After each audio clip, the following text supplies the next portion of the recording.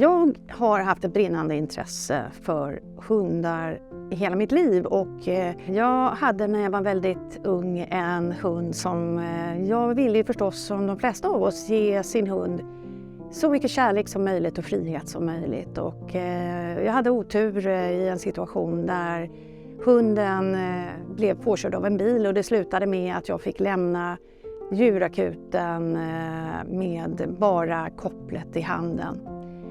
Storgråtandes. Och det dröjde många år innan jag ens kunde prata om den här händelsen. Så djupt minne blev det för mig. Och då kände jag en beslutsamhet att när jag då blev tillfrågad om att utbilda mig till instruktör, min första utbildning var när jag var 18 år gammal, då kände jag att jag började få ett brinnande intresse för att kunna ge hunden frihet, men också att verkligen kunna ha det här mentala kopplet med hunden och kunna hejda hunden i alla situationer när det behövs. Vardagslivet för mig som jag känner är viktigt, det är ju att man faktiskt inte behöver använda andra ord till hunden än de ord man använder till de övriga familjemedlemmarna.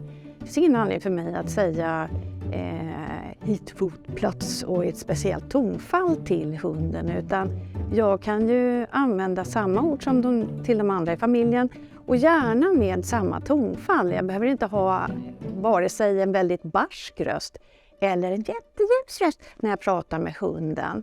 Likaså när jag berömmer hunden så behöver jag inte överdriva med jätteduktig den rösten, utan förmedla värme och känsla i ditt agerande med hunden, i tonfall utan att överdriva och i handling, agerande om hunden gör något som du inte vill att den ska göra. För det är väldigt viktigt att vara tydlig om vi ska kunna ge hunden det den så väl behöver, frihet att välja att vara med oss.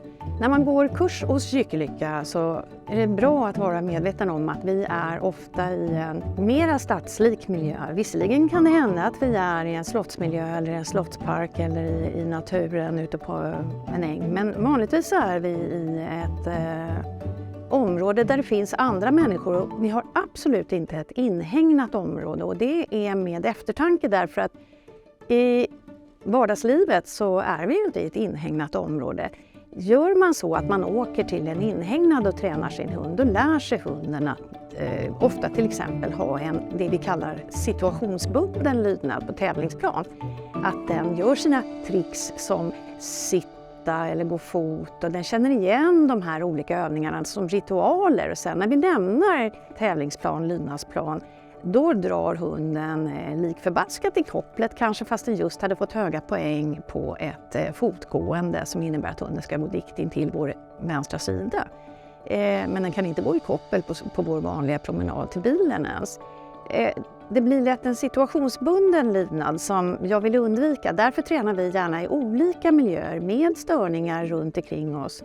Det har till och med hänt att jag har kommit ridande till en kurs och överraskat mina kursdeltagare eller kommit på cykel.